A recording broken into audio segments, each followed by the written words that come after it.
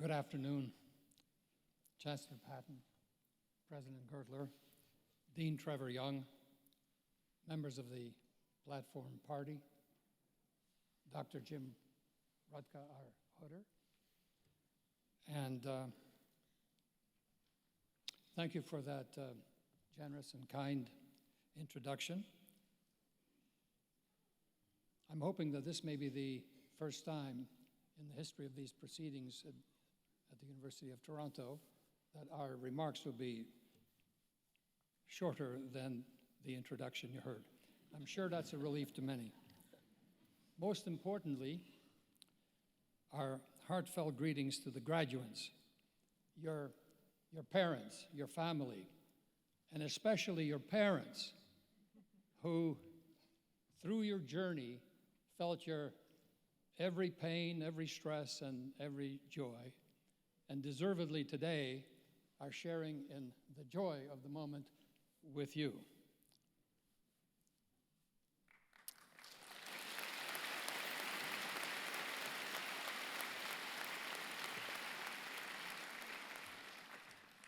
Our family, friends, ladies and gentlemen, we are very thankful to be receiving this great honor from one of the world's great institutions and one of the very best faculties of medicine anywhere. Armed with the knowledge that most convocation speeches are soon forgotten and that you make friends by keeping your remarks to 5 minutes or less, beyond which you lose friends, we decided to forego the usual stories from our past and lessons learned and advice given. We have a more limited objective today, and that is to experience you, the graduates, through this convocation, and for you to get a sense of us through these next few minutes. Of course, we have stories.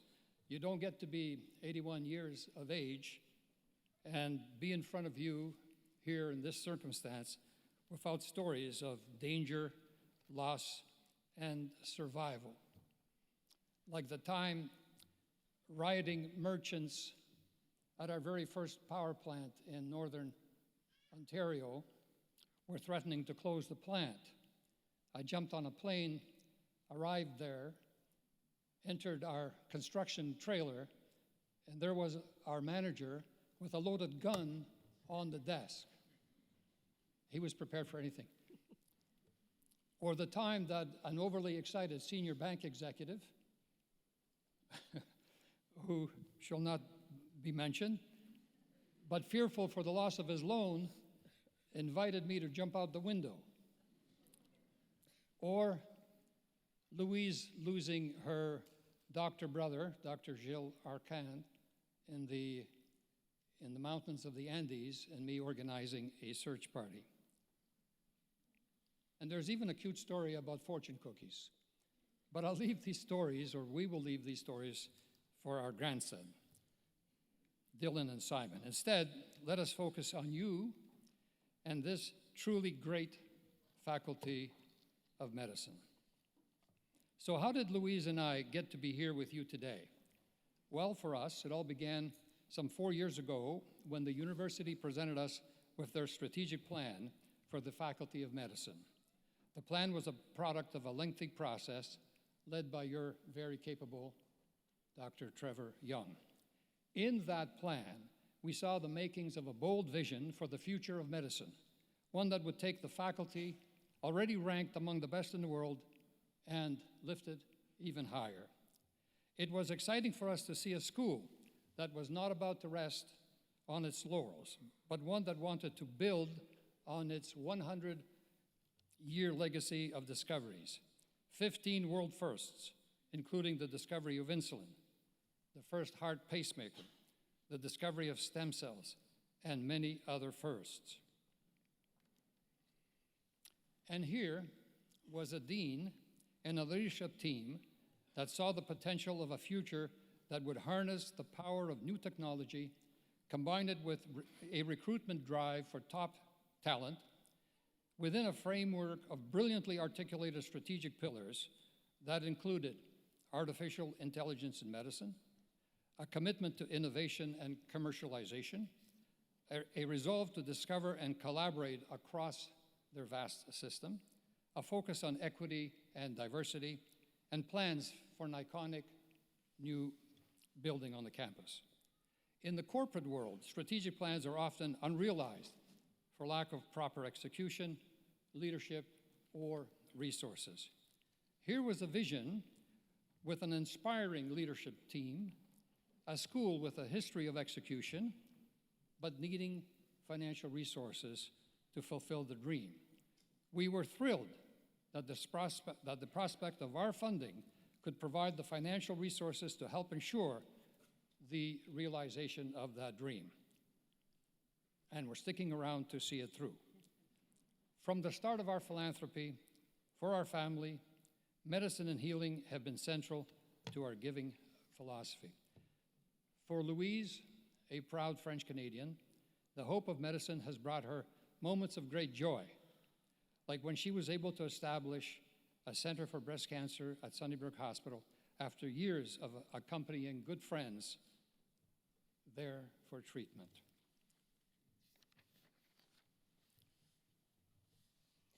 Good afternoon, graduates. You are here because you answered the call to heal. Keep listening to that calling. Let it guide you in the many difficult choices you will have to make, and be open to wherever it asks you to go, because that future will be very different from what you or anyone could have envisioned. As you move forward, you will heal, discover, and innovate, but you will be doing it in ways you may never have imagined, and some of those ways will be influenced by one of the major pillars of the school strategic plan that I find particularly exciting: artificial intelligence in medicine.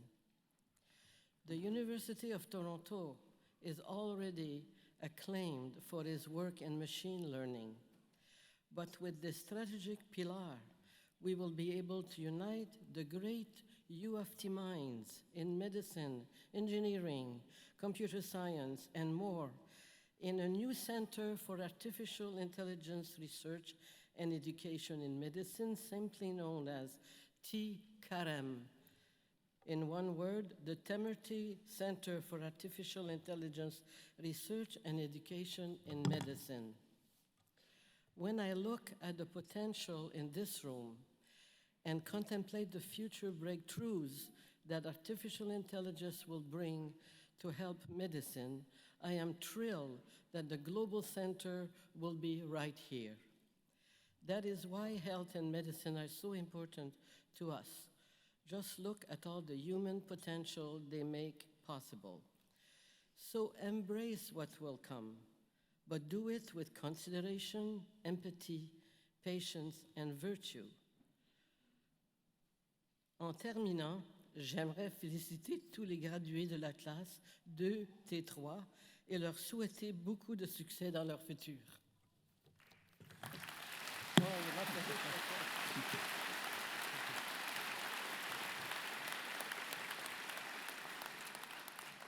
So I hope Louise and I have shed some light on why and how we got to be here today. And as we turn the stage over to you, we want to thank you for letting us share this moment with you.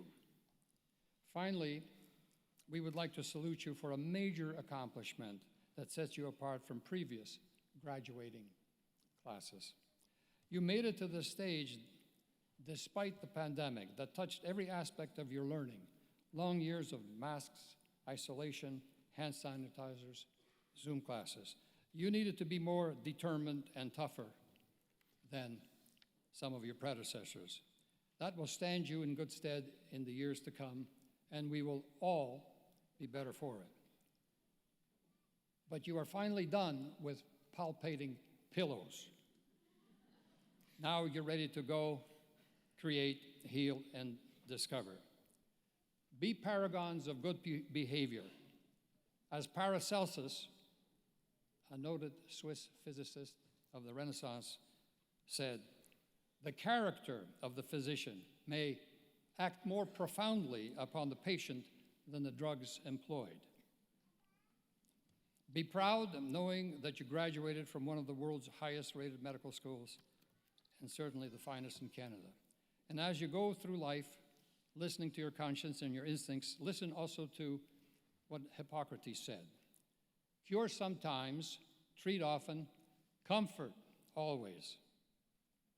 And I'd like to repeat something that we heard yesterday at the pre-convocation ceremony. It was delivered by, these remarks were delivered by Dr. Robert Hyland, class of 73, a 50-year alumni.